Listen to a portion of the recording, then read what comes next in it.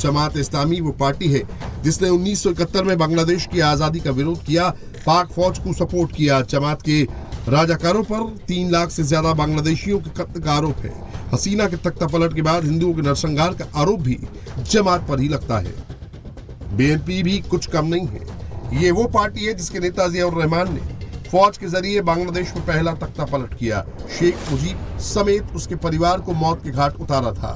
हिंदुओं के नरसंहार में इसका रोल भी कम नहीं है। बीएनपी की गिनती भी पाकिस्तान समर्थकों में ही होती है।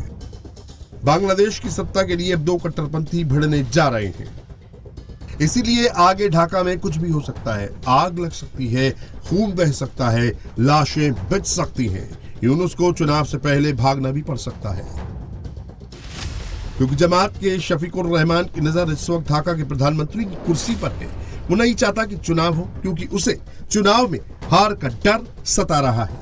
मोहम्मद यूनुस की नजर इस वक्त ढाका की कुर्सी पर है। वो भी नहीं चाहता कि फरवरी में चुनाव हो, क्योंकि चुनाव होते ही उसे ढाका से फ्लाइट पकड़नी होगी। नाहिद इस्लाम की पार्टी एनसीपी को नवंबर में ही मान्यता मिली है। चुनाव की तैयारी पूरी नहीं है, न ही पार्टी के पास पूरे बांग्लादेश में कैडर है। ফ্যাসিবাদী শক্তি এবং তাদের দোসররা দেশে এবং বিদেশে সক্রিয়, তারা চেষ্টা করবে বাংলাদেশের গণতান্ত্রিক উত্তরণকে যেন কণ্ঠকাঠিন্য করতে পারে, বাধাগ্রস্ত করতে পারে, পারতপক্ষের নির্বাচনকে বানচাল করতে পারে। অবশ্যই সেটা দুঃস্বপ্ন, আপনারা সেটা সামনে দেখতে পাবেন। যারা এই সমস্ত অগণতান্ত্রিক প্রক্রিয়ায়, সন্ত্রাসী কায়দায় বাংলাদেশের গণতান্ত্রিক অগ্রযাত্রাকে বাধাগ্রস্ত করতে চাইবে, তাদেরকে আমরা সম্মিলিতভাবে সকলকে নিয়ে প্রতিহত করব इंशाअल्लाह। जमात को लग रहा था कि नरसंहार और दंगों से तारिक रहमान डर जाएगा, ढाका नहीं आएगा और चुनावी मैदान में सबसे बड़ा प्लेयर वो ही रहेगा, लेकिन अब ऐसा होने वाला नहीं है। तारिक रहमान मैदान में उतर चुका है, उसकी कट्टरपंथी टोली भी सड़क पर निकल चुकी है। अब ढाका में सबसे बड़ा दंगल होगा। আপনাদের সকলের সামনে আমি বলতে চাই, আই হ্যাভ এ প্ল্যান। আমরা দেশে শান্তি চাই, আমরা দেশে শান্তি চাই, আমরা দেশে শান্তি চাই। মার্টিন লুথার কিং নাম শুনেছেন না আপনারা? মার্টিন লুথার কিং, তার একটি বিখ্যাত ডায়লগ আছে, আই হ্যাভ এ ড্রিম। আজ এই বাংলাদেশের মাটিতে দাঁড়িয়ে আপনাদের সকলের সামনে আমি বলতে চাই, বাংলাদেশ জাতীয়তাবাদী দলের একজন সদস্য হিসাবে আপনাদের সামনে আমি বলতে চাই, I have a plan for the people of my country, for my country. Bangladesh इस वक्त बारूद के ढेर पर बैठा है। एक और जिहादी जमात है तो दूसरी ओर कट्टरपंथी बीएनपी। टेंशन बहुत ज्यादा बढ़ चुकी है। लोगों को अभी भी लग रहा है कि बांग्लादेश का यह चुनाव इतिहास का सबसे खूनी चुनाव हो सकता है। जमात को पता है तारिक रहमान जब तक मैदान में है, प्रधानमंत्री की कुर्सी तक पहुंचना उसके लिए मुश्किल है। नाहिद इस्लाम को भी पता है कि बीएनपी की दमदार मौजूदगी उसे सत्ता से दूर कर देगी, लेकिन दोनों इतनी आसानी से तारिक रहमान के लिए मैदान खाली कर देंगे, ये भी संभव नहीं है। जिहादी जमात बीएनपी को रोकने के लिए पूरी ताकत लगा देगी। আশাকে নিয়ে যে আকাঙ্ক্ষা প্রতিষ্ঠিত হয়েছে, আমরা মনে করি জনগণের সেই আকাঙ্ক্ষা শতভাগ প্রতিষ্ঠিত হবে তার নেতৃত্বে। গণতন্ত্র ফিরবে, গণতন্ত্র ফিরাতে হবে, ষড়যন্ত্র হটাতে হবে। যে কোনো মূল্যে আমাদেরকে নিশ্চিত করতে হবে যাতে মানুষ নিরাপদ থাকতে পারে। আবারও আপনাদের কাছে কৃতজ্ঞতা প্রকাশ করছি আজকে আমাকে এইভাবে বরণ করে নেওয়ার জন্য।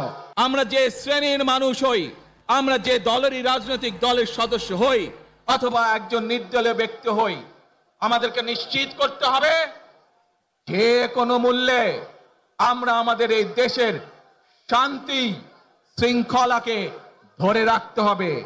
যে কোনো মূল্যে যে কোনো বিশৃঙ্খলাকে পরিত্যাগ করতে হবে। যে কোনো মূল্যে আমাদেরকে নিশ্চিত করতে হবে যাতে মানুষ নিরাপদ থাকতে পারে। ढाका में आते ही तारिक रहमान शांति की बात कर रहा है, हसीना के खिलाफ बोल रहा है, जिहादी जमात को टारगेट कर रहा है। वो खुद कुछ कम नहीं है। हसीना की सत्ता जाते ही कट्टरपंथियों के प्रेशर में यूनुस ने तारिक रहमान के सारे मुकदमे हटा दिए हैं। उम्र कैद की सजा भी रद्द की जा चुकी है। পরবর্তীতে 90 স্বৈরাচারের বিরুদ্ধে এদেশের জনগণ, এদেশের খেটে খাওয়া মানুষ তাদের গণতান্ত্রিক অধিকারকে ছিনিয়ে এনেছিল, কিন্তু তারপরেও ষড়যন্ত্রকারীদের ষড়যন্ত্র থেমে থাকেনি।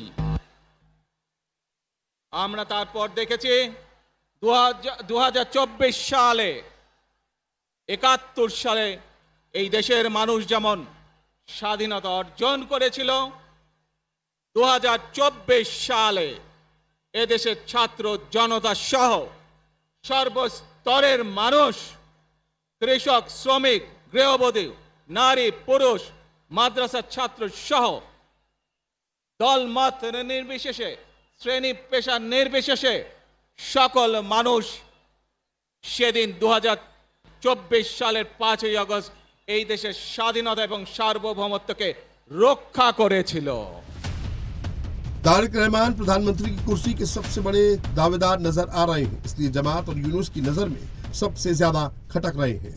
जिहादियों को लग रहा है कि हसीना के जाने के बाद बनी खाली जगह पर तारिक अपना कब्जा जमा लेगा और इसीलिए जमात कभी भी ढाका में दंगा पार्ट 2 लॉन्च कर सकती है। चुनाव रोकने के लिए कभी भी खूनी खेला शुरू हो सकता है।